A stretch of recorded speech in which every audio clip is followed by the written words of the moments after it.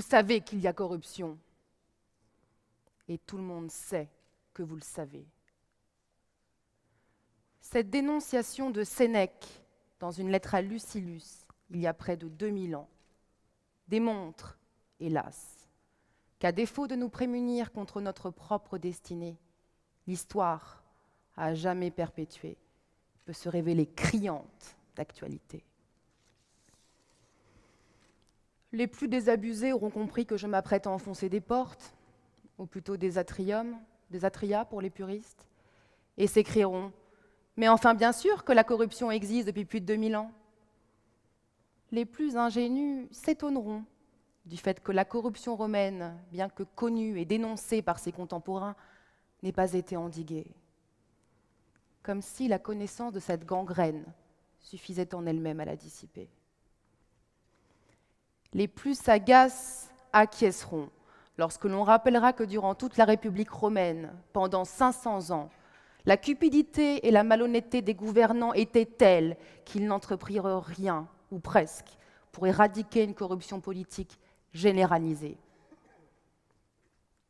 Les plus avisés savent que cette corruption politique permit à quelques-uns de s'enrichir impudemment en détournant le bien commun, la chose publique, et que cet enrichissement leur permit de financer une corruption électorale, d'acheter la voix des électeurs.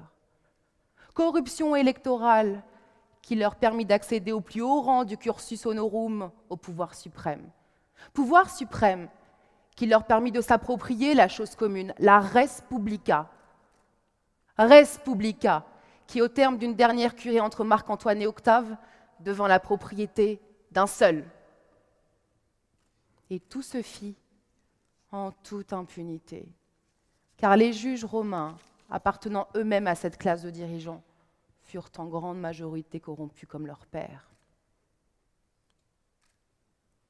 Vous l'aurez compris, c'est ainsi que parfois les républiques se terminent, et comme l'aurait dit Victor Hugo, triste comme un lion dévoré par la vermine. Vous savez qu'il y a corruption et tout le monde sait que vous le savez. En somme, cette dénonciation de Sénèque ô combien contemporaine résume, par son rythme binaire, comment la corruption gangrène aux yeux et au su de tous, comme le fruit d'un long pourrissement d'un État en proie à la cupidité et à la malhonnêteté de ses gouvernants. C'est ainsi qu'en 134, bien avant notre ère, Rome, en crise, se croit encore prospère. La République victorieuse contre Carthage se jette à présent sur la Grèce et se jette au saccage. Comme rien ne doit repousser sur les ruines, du sel est même éparpillé après les rapines. C'est la naissance glorieuse d'un État impérialiste bâti sur les fondations d'une société esclavagiste. À Rome, quelques puissants patriciens affichent leur richesse, tandis que les campagnes romaines croulent sous la détresse. C'est que la majorité des peuples du Latium sont des paysans, bientôt remplacés par l'arrivée des esclaves en déferlement. Désertant les campagnes comme un seul homme, la plèbe affamée déferle sur les collines de Rome. Employés précairement dans les chantiers de construction, symbole d'une république prospère en pleine spéculation. Mais bientôt, les guerres d'expansion se finissent et les butins se tarissent. La plèbe désœuvrée n'a bientôt plus d'autre choix que de succomber aux appâts d'un clientélisme et d'un évergétisme décuplé, dans l'unique dessein d'assurer la paix sociale.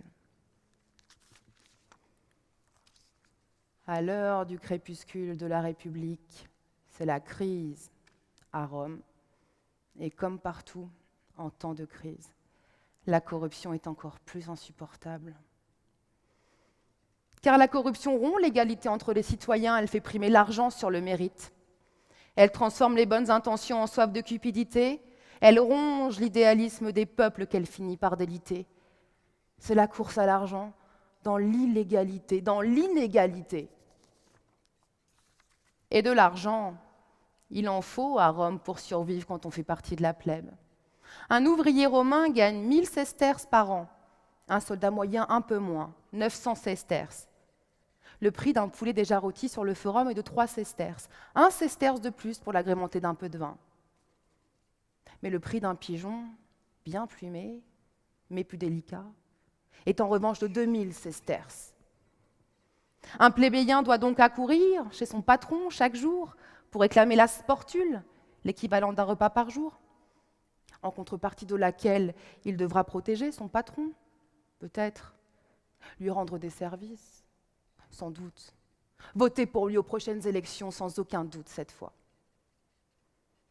Et de l'argent, il en faut également lorsqu'on veut accéder au pouvoir. Car pour devenir sénateur, un patricien doit justifier d'un patrimoine d'1 million de sesterces. Alors, quand on brigue le pouvoir, il faut obtenir des postes de gouverneur de province ou entreprendre des guerres, afin d'être en position de pouvoir détourner le tribut des vaincus et d'accumuler des fortunes considérables. Détournements nécessaires pour entretenir une foule de clientèle, plus de 1000 pour le tribun de la plèbe grecque. Détournements indispensables pour financer la corruption électorale, en payant des jeux, en distribuant du pain, ce qui permettait en contrepartie d'être réélu à la tête de nouvelles provinces. Dans un éternel recommencement, ce sont toujours les mêmes qui briguent et obtiennent les magistratures sous la République. Les mêmes hommes, les mêmes familles, les mêmes fortunes. Ne rendons pas à César ce qui ne lui appartient pas, car César détourna les butins des Gaules pour corrompre des sénateurs, ce qui lui permit d'accéder au titre de consul. Mais comme Pompée, comme Sylla, comme Marius et tous les autres. Parlons également de ces nombreux pots de vin offerts par les princes des royaumes conquis qui permettaient de financer la corruption électorale, qui permettait de financer les campagnes électorales des sénateurs, en contrepartie de la promesse du Sénat de maintenir ses princes dans des gouvernements de mascarade. Ainsi, le prince Jugurtha du royaume de Numidie, la Libye antique, l'ancien ennemi public numéro 1 de Rome, qui fut autorisé à planter sa tente non loin du Sénat et qui versa des montagnes d'argent à des sénateurs en contrepartie de la promesse de ces derniers de le laisser gouverner en paix et surtout en apparence. Pot de vin également pour placer sa famille, ses amis à des postes de magistrature rémunérateurs. Cette pratique était tellement répandue à Rome que ce Jugurtha aurait déclaré « Rome, ville à vendre, et qui périra bientôt si elle trouve acquéreur. » Mais ne soyons pas trop durs ou trop moralisateurs envers ces dirigeants. La vérité, c'est que la compétition pour le pouvoir était telle à Rome que celui qui briguait une magistrature ne pouvait pas ne pas recourir à la corruption. Et on peut même l'expliquer par la théorie de l'évolution, par l'hypothèse de la Reine Rouge. Vous savez, c'est comme dans Alice au Pays des Merveilles. Lorsqu'Alice court avec la Reine Rouge, elle se rend compte que tout en courant, elle reste sur place et elle s'en étonne. La Reine Rouge lui explique alors que dans ce monde, il faut courir pour rester au même endroit, mais que si l'on veut avancer, il faut courir 2 fois plus vite. La théorie de la Reine Rouge correspond à l'hypothèse biologique suivante. L'évolution permanente d'une espèce lui est nécessaire pour survivre face aux évolutions des espèces avec lesquelles elle coévolue. Appliquée à la corruption, cela signifie que dans un milieu où l'un des dirigeants pratique la corruption pour gagner une élection, les rivaux doivent corrompre doublement pour surpasser les concurrents. Autrement dit, lorsqu'un seul des politiciens pratique la corruption, il est difficile pour les autres de ne pas y recourir 2 fois plus. Alors, face à cette corruption politique généralisée, il existait quand même des contre-pouvoirs. Ce sont toujours les mêmes, d'ailleurs, à chaque époque. D'abord, l'opinion publique, la clameur publique, celle-là même qu'on excite par les scandales. Les scandales les plus insupportables étaient dénoncés par des rumeurs, des ragots, des graffitis, des dénonciateurs publics. De grandes affaires obligèrent les législateurs à promulguer de nombreuses lois anti-corruption, de moralisation de la vie publique, qui ne furent pour la plupart jamais appliquées. Pourtant, les Romains avaient pleinement conscience que la corruption politique permettait de financer la corruption électorale, ce qu'on appelait alors le crime d'ambitus. De grands procès eurent lieu, et l'on créa même des tribunaux spéciaux pour la brigue électorale et les détournements de fonds. Et l'opinion publique fit tomber des têtes un peu trop ambitieuses. Mais ici encore, l'opinion des foules était manipulée par ceux qui avaient les moyens de lancer les rumeurs, dans le dessein de régler leurs comptes entre factions concurrentes à la course aux magistratures. Ainsi, lors des élections à la censure, en 189, avant Jésus-Christ, le général Acilius Glabrio fut accusé par ses concurrents d'ambitus pour avoir distribué une énorme quantité d'huile et de vin au peuple avant les élections. Ses opposants firent courir la rumeur que l'argent qui avait financé les distributions provenait de butins détournés lors des conquêtes macédoniennes. Le général Glabrio retira sa candidature, ce qui entraîna la fin des poursuites à son encontre. Notre très illustre confrère, Cicéron, ironisait même sur ces affaires déclenchées juste avant des élections.